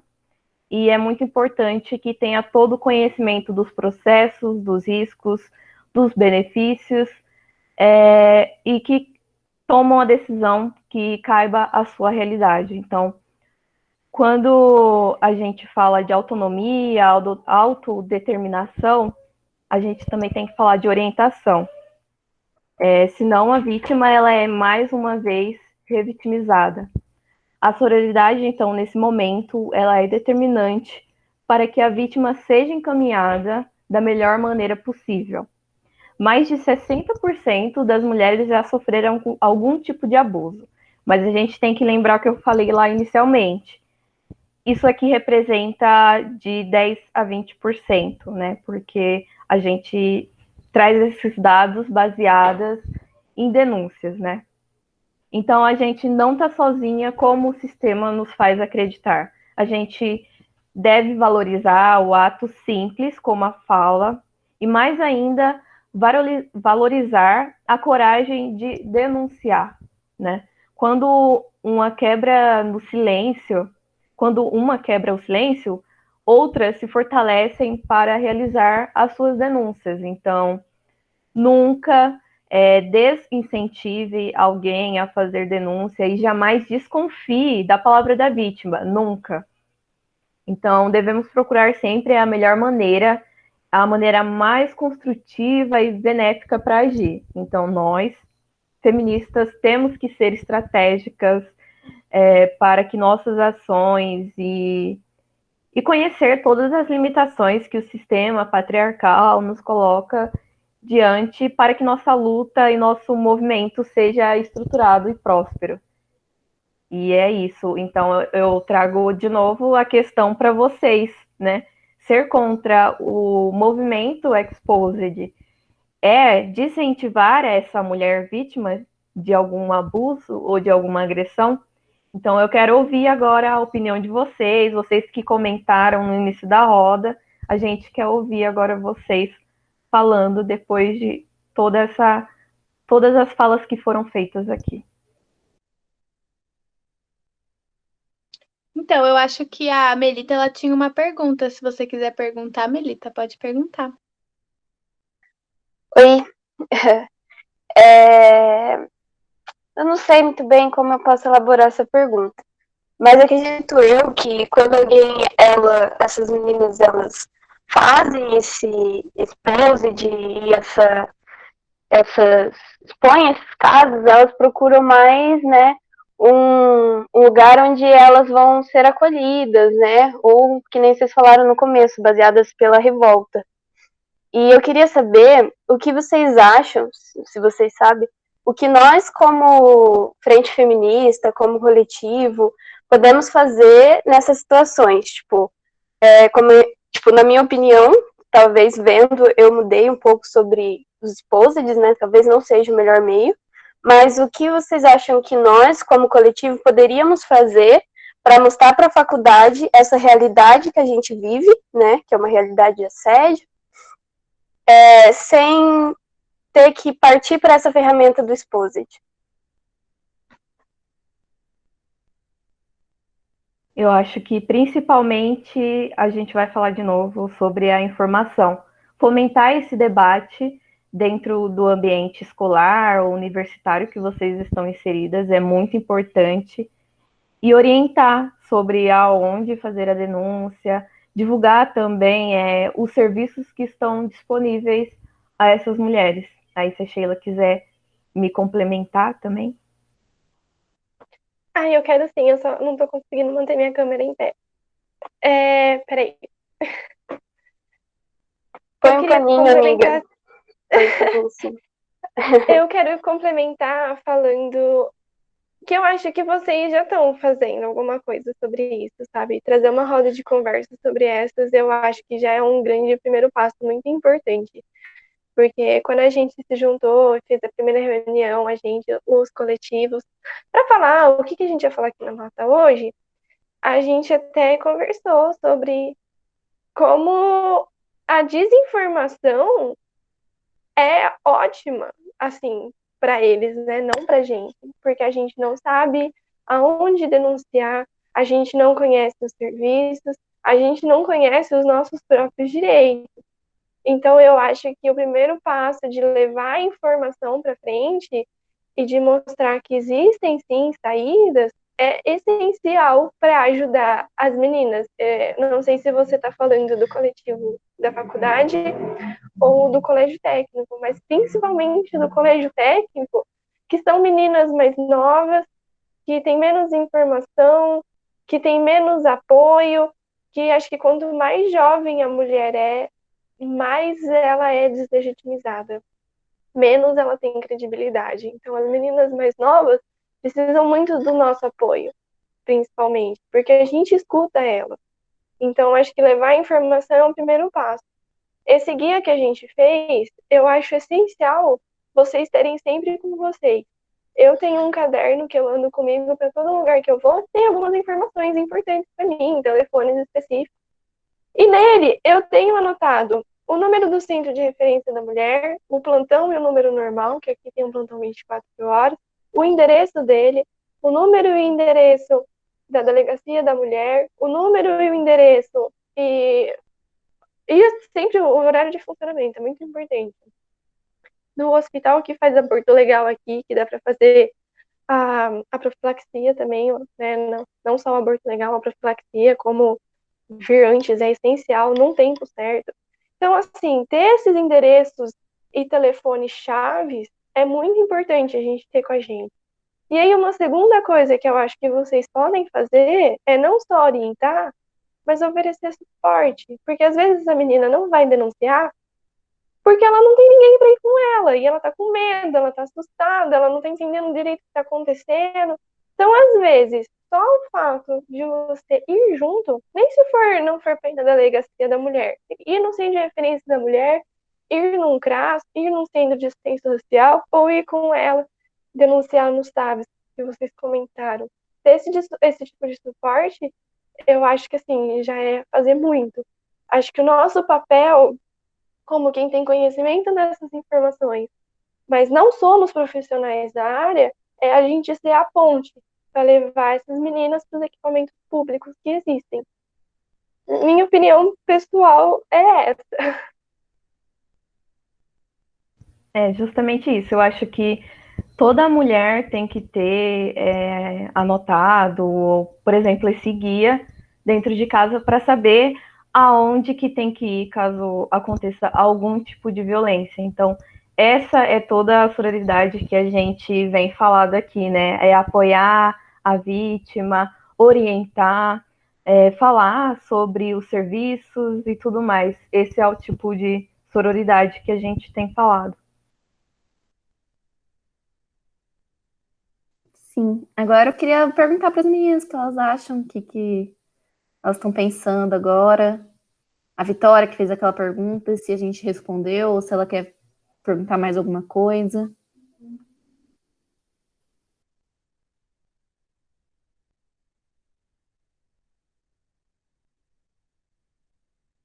Gente, eu vou fazer um adendo aqui. Ai, pera, a Camila tem uma pergunta. Gostaria de saber a opinião de vocês em um caso onde a vítima tenha feito um exposed relatando um caso, contando a história dela, mas não expondo o agressor na sua própria rede social, mas por um caso de desabafo. Quer saber a opinião de vocês? Eu posso começar? Aí a Sheila complementa mais uma vez. Foi o que a gente falou, eu acho que a Sheila falou durante a fala dela, né? Muitas vezes a gente não fala, não tem o nome do agressor ou do abusador no relato. Mas lendo aquilo, o agressor ou o abusador, ele pode ter acesso, né, a esse tipo de relato, saber quem que é a vítima e ameaçar e fazer inúmeras coisas, processar e tudo mais. E também pode acontecer que mais pessoas identifiquem quem é esse agressor, quem é esse abusador. Então, assim, uma forma, a fala, ela é muito importante. Então, a gente tem que fazer essa fala de uma forma segura, porque, infelizmente, todos os âmbitos, seja judiciário, de segurança e tudo mais, eles parecem, né, estar do lado do agressor, porque a vítima ela acaba sofrendo mais uma vez e sendo vítima de outro tipo de violência. Então, é muito importante isso, fazer esse desabafo, seja com os coletivos acho que tem esse papel importante também, né? Ouvir os desabafos e encaminhar para os serviços e tudo mais. Eu acho que assim seria mais uma cilada fazer esse relato, mesmo não citando o nome do agressor. Acho que eu tô de 100% assim, de acordo com a Nádia. A única coisa que eu complementaria, que é uma coisa que acaba me incomodando muito, assim, nesses movimentos de internet, e eu não acho que seja na maldade, ou seja, eu acho que é na desinformação estrutural, assim, que a gente vê. As páginas não conhecem e não informam os riscos. Acho que essa é a minha primeira crítica principal, mesmo se tratando de um desabafo. Porque mesmo que o intuito não seja apontar um agressor, como a Nádia falou, isso pode acontecer. Mas não só isso, é uma mulher que está revivendo o seu trauma e não está tendo um apoio psicológico adequado. Então, eu acho que só isso que eu teria para complementar com a Nádia, que eu acho que esse suporte ele não é feito adequadamente em rede social, mesmo que a gente veja um movimento virtual de mulheres e meninas se apoiando e incentivando. Tipo, isso é essencial. Como a gente disse, repito aqui, isso é muito importante, que ela se sinta que alguém acredita nela, que alguém está incentivando ela a fazer, que vai acreditar, não vai achar que é mentira. Só que ela precisa de um tratamento, um acompanhamento que seja profissional. Essa é a principal, acho que são as principais críticas que eu tenho aos desabafos que são feitos em rede social.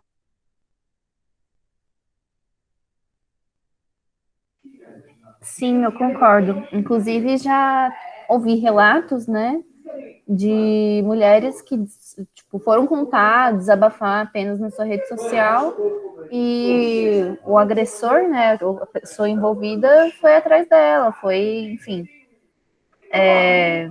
ficou atrás dela e muitas pessoas que conheciam, tipo, sabiam de quem ela estava falando, foram xingar ela, falar mal, sabe? Então tem muitos riscos, por mais que às vezes a gente não coloque o nome do agressor, dá para identificar, Ou então, tipo, você está colocando o seu nome e tem pessoas que às vezes não vão acreditar em você, sabe? E isso pode ser bem ruim. Tem muitas questões que a gente tem que pensar a respeito. E uma coisa que eu queria complementar numa questão não só do desabafo, mas a gente tem que realmente exercer isso de acreditar na palavra da vítima. E a gente falou muito sobre sororidade, mas a gente não mencionou nenhuma vez rivalidade feminina.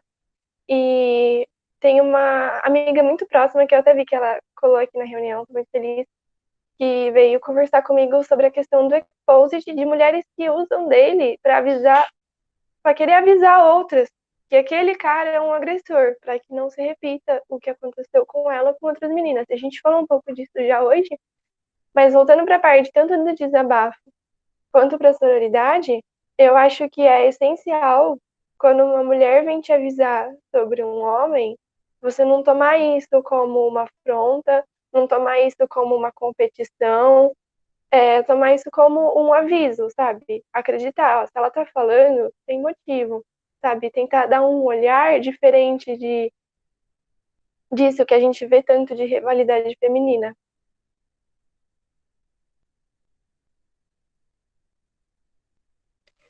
Legal. Muito bom o que vocês falaram hoje. Queria. Eu vou até ligar minha câmera. Queria agradecer a informação que vocês deram para a gente hoje, né? Então, eu só queria falar um pouco sobre a minha perspectiva sobre a questão do exposed depois dessa palestra, digamos assim, incrível que vocês fizeram. Então, depois que vocês explicaram, que vocês falaram, agora eu entendo o exposed como uma ferramenta que as pessoas elas podem usar para assim, até como forma impulsiva, como forma de desabafo, como forma de, cara, eu não tenho o que fazer, eu não tenho para quem recorrer, então eu vou lá numa rede social, esconder minha cara e denunciar. Eu fiz entre parênteses, por quê? Porque tem como você descobrir quem foi que criou a página, tem como você descobrir quem são as pessoas envolvidas. E é aí que dá o problema, né?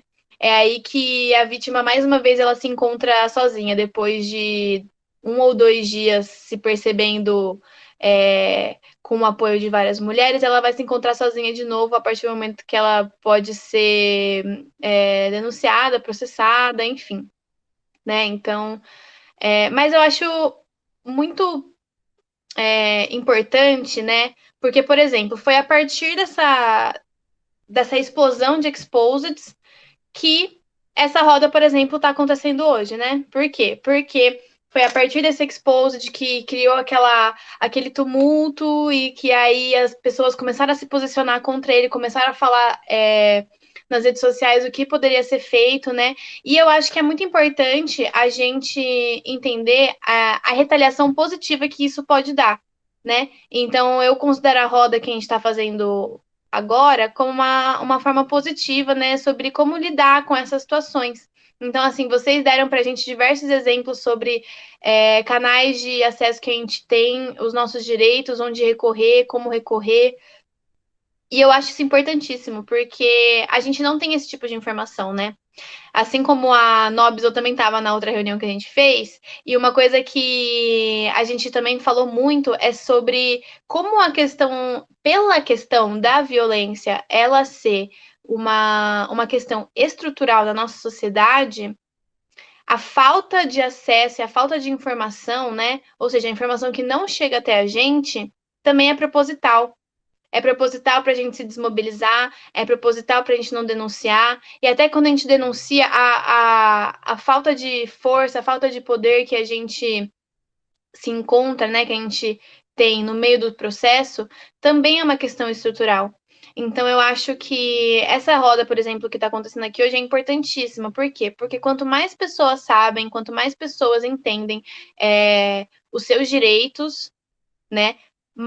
Com mais força a gente tem o poder de reivindicá-los com com o objetivo de melhorá-los, né, futuramente.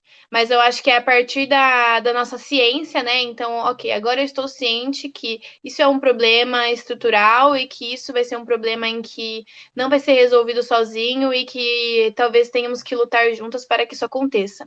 A questão da sororidade, a questão da dororidade também é dentro dessa luta, né? Poxa, todo mundo aqui, igual a Nobres disse, já deve ter passado por uma questão de assédio, porque as mulheres elas são assediadas até pelo fato de saírem na rua, independente da roupa, independente de qualquer coisa, de sair na rua. E esses níveis, eles vão de 0 a 100, né, da questão do assédio. Então, também, a questão da sororidade, a questão da dororidade é também para lutar para que esse projeto, né, de silenciamento das mulheres, de silenciamento das vítimas, ele também acabe futuramente, né? Mas eu acho importantíssimo isso que a gente está fazendo hoje, porque muito provavelmente é uma sementinha que a gente planta na cabeça de cada um para conscientizar a gente do que a gente pode, onde a gente pode recorrer. E se a gente passa por situações que ainda são constrangedoras dentro do processo de recorrer, dentro do processo de denúncia, é por uma questão estrutural. Então, lutar contra ele também é fundamental. É isso. Obrigada, Taga, pela sua fala. Foi muito importante e agregou bastante pra gente. Eu queria ler algumas perguntas aqui, tudo bem? A Gisele perguntou: e como pressionar uma escola a tomar atitude e parar de tolerar abusos ali dentro? Porque Exposed, inclusive, do nome da instituição, parece ter um impacto, ser uma alternativa. Então, vou deixar para as meninas falarem e responderem isso. Aí depois eu leio as próximas.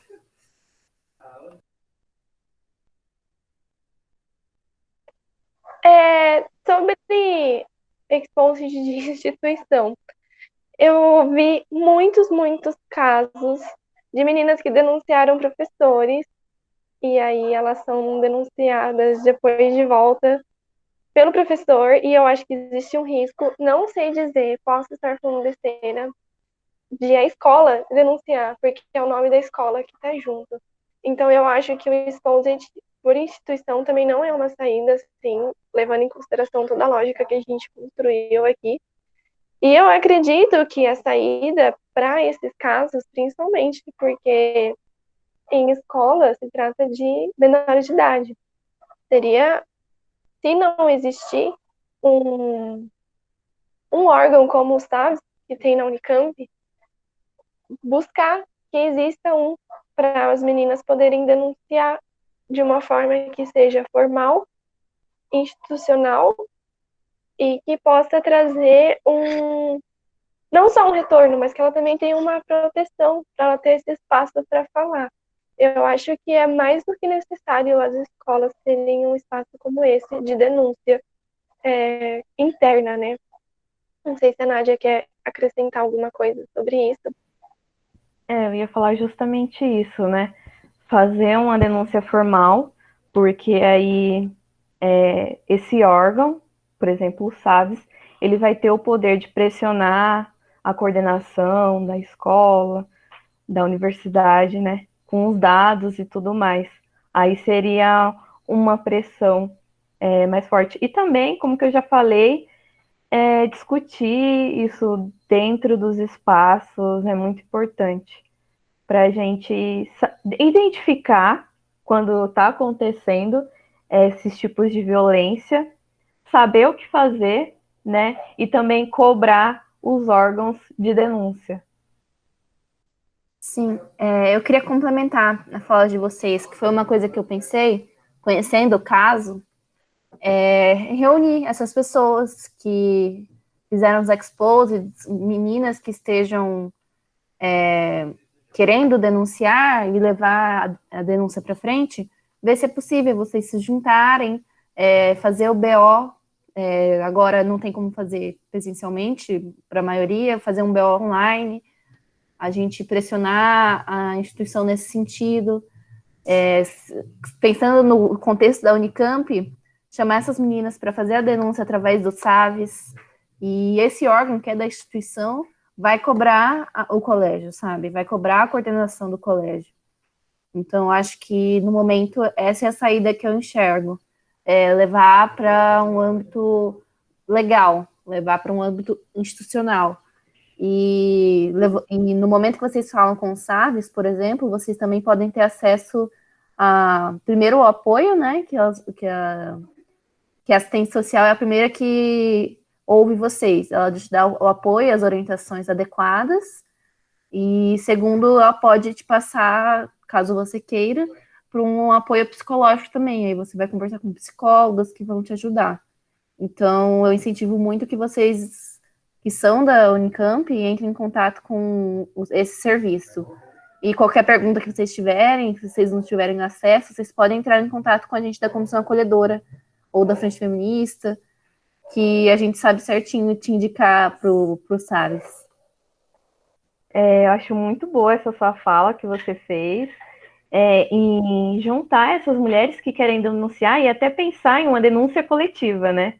Porque juntas essa denúncia tem mais força e a pressão vai ser maior. Então, eu acho muito interessante, porque isso são estratégias que a gente pode adotar de forma legítima e formal. Ai, que bom. Então, acho que eu pensei certo. Eu vou passar para a próxima pergunta, tá bom?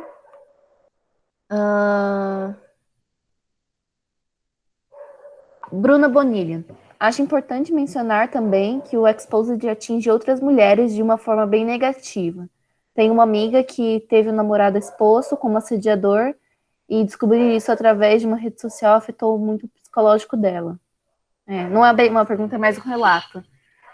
Realmente, eu acho que afeta todas nós. Eu entrava nas páginas de Exposed, às vezes eu ficava lendo, né, para saber o que estava rolando, e isso vai mexendo com a gente. Envolve todo um contexto, né? Alguém quer comentar mais sobre isso?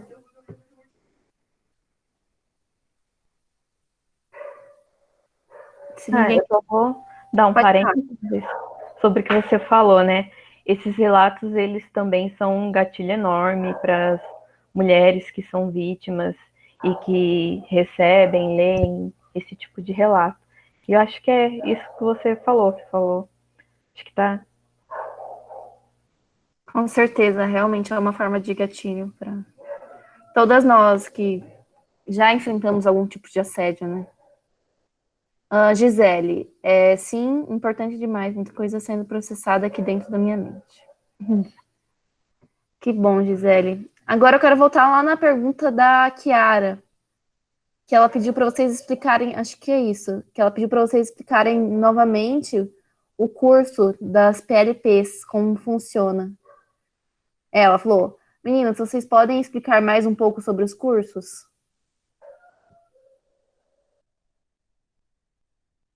Eu tava procurando a pergunta dela no chat, eu não tava achando e eu não conseguia lembrar. Obrigada por falar. Sobre o curso, ele é meio padronizado no Brasil inteiro.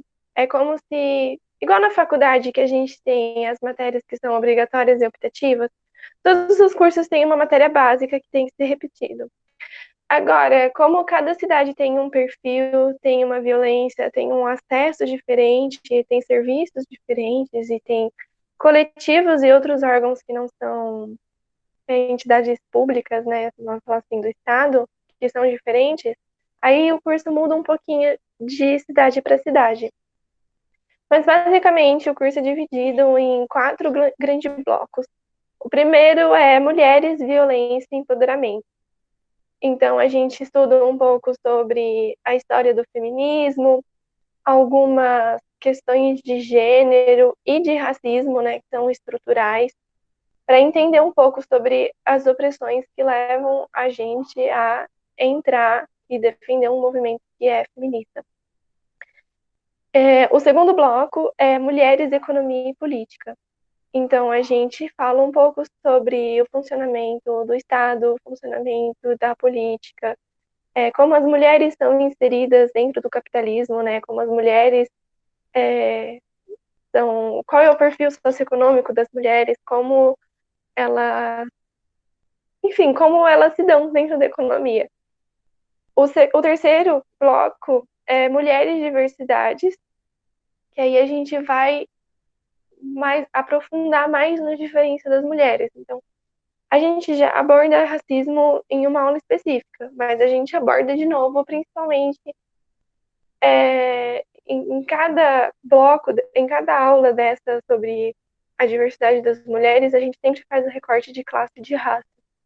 Então, por exemplo, a gente tem uma aula só sobre gordofobia, então, e pressão estética. Então, tem que ter o recorte da raça também. A gente tem uma aula sobre mulheres idosas, sobre mulheres que são mães, sobre capacitismo, enfim, várias especificidades, inclusive LGBT. E aí a gente fala um pouco também no processo de uma mulher que sofreu uma violência sexual, ela vai para o centro de testagem. E a gente aborda um pouco essa questão do centro de testagem e preconceito com mulheres que são LGBT. Fala do ECA também, que é o Estatuto da Criança e do Adolescente, para pegar um recorte de mulheres jovens. E, por fim, o último bloco é mulheres e a luta por seus direitos. Então, a gente vai estudar os direitos específicos. Então, como a gente estuda o ECA, a gente aprende quais são os direitos da criança e do adolescente. Vamos estudar sobre quais são os direitos da família. Direito à paternidade, pensão alimentícia, direito a divórcio, direito ao aborto. Enfim, vamos pegando partezinha por partezinha. Então, em resumo, a gente estuda a história do feminismo, como a sociedade está estruturada, a diversidade das mulheres e os direitos em si. Aqui em Araraquara, a gente tem uma parceria com a Defensoria Pública. Então, esse último bloco, que é de direito, são advogados, são defensores públicos que atuam na cidade, e aí cada um, na sua atuação, dá aula pra gente. É bem legal. Se tiver alguma dúvida sobre o curso, pode perguntar também. A Chiara perguntou novamente como se inscreve no curso e agora que está na quarentena, se está tendo online. Varia de cidade para cidade. E assim, aqui em Araraquara, só mulheres que são de Araraquara podem fazer o curso. Provavelmente nas outras cidades funcionam assim. E aí, cada um tem a sua organização independente. Então, eu só posso responder por Araraquara. Aqui, a inscrição é uma vez por ano. A inscrição começa no dia da formatura da turma anterior. E aí, esse ano, a inscrição foi até final de janeiro, para a gente começar. A ideia era começar o curso em fevereiro, terminar em agosto, que a gente queria terminar o curso antes das eleições. Mas aí veio o apocalipse, a gente teve que parar com as aulas presenciais. E até onde eu sei, não tem nenhum curso que seja online, porque a interação é muito essencial para a absorção de tudo que a gente fala e debate lá. O nosso curso em Araraquara funciona assim, tipo, a primeira 1h30 da manhã é informação, a segunda 1h30 é debate. Então, as mulheres tiram dúvidas, comentam, contam das suas vivências. Então, no nosso ver, não faz sentido um curso como esse ser online, principalmente por essa questão. Mas também, que não é menos importante, como é um curso de educação popular, a gente encontra mulheres muito diversas. Então, tem mulheres que, ou por dificuldade pela idade, pelo acesso à internet, ou uma questão até de renda, não vão conseguir dar continuidade a um curso que seja à distância. Então, a gente optou esse ano por suspender as aulas e só vai voltar no ano que vem. E para a gente não perder o contato com as meninas, a gente está fazendo um vídeo por semana no nosso canal do YouTube, falando com uma série de vídeos, na verdade, que se complementa sobre mulheres e pandemia. E aí, cada semana a gente tá falando sobre um tema. Essa foi a saída que Araraquara encontrou. Agora, cada cidade vai atuar de uma forma diferente, independente, como ela enxerga melhor, dada a sua realidade. Isso, e inclusive esse sábado a gente vai fazer uma live. Aí mais informações eu divulgo lá no grupo, mas o tema central vai ser a questão do racismo. Foi o jeito que a gente achou, né? Não é o curso que está sendo feito online pelo YouTube, mas são aulas que a gente vem trazendo, são debates, vídeos curtos, para não deixar parado esse movimento, né? E além disso, também nas redes sociais a gente trabalha. E eu acho que mais ou menos os outros cursos têm feito isso, né? Trabalhado de forma online, mas o curso de forma online eu não sei como tem funcionado. Acho que a maioria suspendeu mesmo. Mas que legal saber que existe, né? Isso, tipo, há um tempo atrás eu não tinha ideia dessa possibilidade de fazer o curso, sabe? Das PLPs. Eu achei muito incrível. Porque às vezes a gente acha que não existem essas coisas, né? E que a gente pode ter acesso. Então, eu fiquei muito feliz quando eu conheci. Parabéns pelo trabalho de vocês. Pode fazer, a Melita agora quer fazer uma pergunta. Pode falar, Melita. Oi. Então, a minha pergunta, eu acho que foge um pouquinho do assunto, mas eu fiquei curiosa. Vocês, como coletivo, acredito eu, não recebem muitas, mas devem receber, né, algumas denúncias. E eu queria saber como vocês, dentro desse meio, né, de denúncias e tal, como vocês cuidam de vocês e como vocês cuidam uma das outras, sabe? Pra, sei lá, tipo, vocês não surtarem, literalmente, sabe? Com as coisas que estão acontecendo.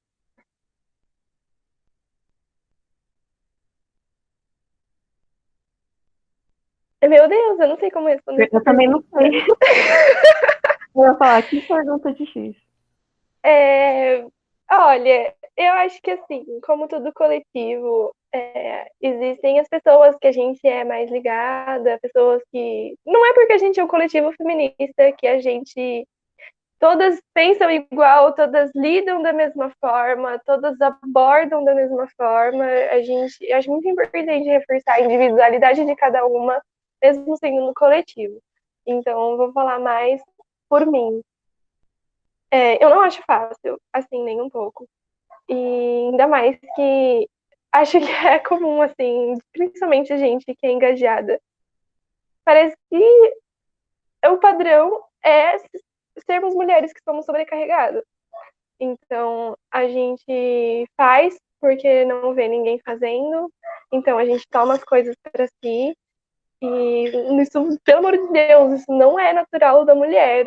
Isso eu odeio quando elas falam, nossa, que mulher ocupada, que faz tudo, independente.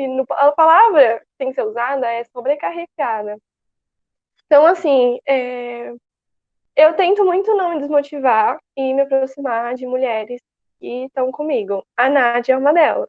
A gente faz quase tudo juntas, a gente se apoia. Quando eu preciso, eu tomo um puxão de orelha. Quando eu vejo ela se sobrecarregando, eu vou falar, ô filho, vai descansar, tá doida? Sabe? Tipo, coisas assim. Eu acho muito importante a gente ter mulheres por perto que olhem por nós também. Porque, mais por mim, mas eu acho que isso é uma questão estrutural da mulher. A gente olha para tudo e, por último, pra gente. E é bom ter mulheres por perto que lembrem a gente que a gente precisa lembrar pra gente, de nós. E sobre tudo que tá acontecendo, às vezes tem dias que dá vontade de desistir de tudo mesmo, porque você fala, meu Deus, olha tudo que tá acontecendo. Só que isso era uma coisa que eu tava querendo falar na roda e você me deu o espaço perfeito para isso. Com a internet, eu vejo que a gente dá muito espaço, muito palco para pessoas que estão desmobilizando o movimento.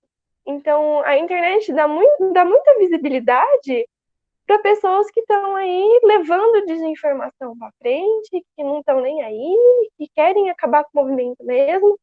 E às vezes eu acho que a gente esquece de olhar para pessoas que estão na luta, pessoas que produzem, pessoas que falam coisas que são coerentes, pessoas que não se envolvem em polêmica, que elas querem realmente, estão aí a favor de um movimento, a favor dos estudos, a favor de levar a informação para frente. E a gente, às vezes, não dá visualização para elas, porque tá dando pra uma pessoa que a gente vai falar, nossa, olha isso, falou essa coisa de novo. Então, eu tento focar e ir atrás dessas pessoas que estão produzindo conteúdo que sejam de fato informativos. E eu tô fazendo um curso online agora na quarentena, falando em sobrecarregada, que é do Instituto Brasileiro de Ciências Criminais. E é um curso que era do Instituto Avon, aconteceu ano passado, e eles disponibilizaram gratuitamente na quarentena. A Nádia tá fazendo também. E aí tem uma aula que é da Amelinha Teles. Eu não sei se todo mundo conhece ela, mas ela é uma mulher muito importante para o movimento feminista do Brasil. E ela é promotora legal popular, ela faz parte da coordenação do curso de São Paulo. Ela é uma mulher que ela é feminista desde os anos 50, 60, desde a época que o movimento feminista era clandestino, era proibido, que ela corria risco. Essa mulher foi torturada durante a ditadura. E ela tá na luta até hoje. Então eu fico pensando, se ela ainda tem motivação, esperança para lutar, ela fala isso numa aula. A gente conquistou muita coisa, muita coisa. Às vezes tem um discurso de que a gente não tem nada, isso não é verdade. A gente conquistou coisas que são muito importantes, como, por exemplo, a Lei Maria da Penha. Só que mesmo que a gente esteja mirando lá na frente, os governos que vêm vindo querem tirar o que a gente já conquistou. Então a gente tem que olhar para frente, mas tem que cuidar do que a gente já tem. E ela é uma pessoa que me inspira muito. Eu tenho uma admiração enorme por ela. E eu vi esses dias uma foto, não sei se foi ontem, da Angela Davis, lá em movimento. Então, assim, se essa mulher não desistiu, depois de tudo que ela já explicou, tudo que ela já falou, tudo que ela já lutou, eu tento me inspirar nessas mulheres. E, eu acho que em resumo é isso, não vou ficar falando muitas horas, já vi que mais da metade das pessoas saíram da conversa, já são quase 8h30. Mas eu isso, sabe? Eu tento ter mulheres por perto que me fortalecem, mulheres que estão comigo, e me inspirar nessas mulheres. Eu acho que basicamente é isso. E nunca esquecer de olhar para si, porque é muito difícil e às vezes parece que a luta vai custar a gente e não pode. E a gente tem mulheres, sim, com quem a gente pode dividir o fardo. Incrível. Parabéns pela sua fala. Dá um pouco de esperança no final, né?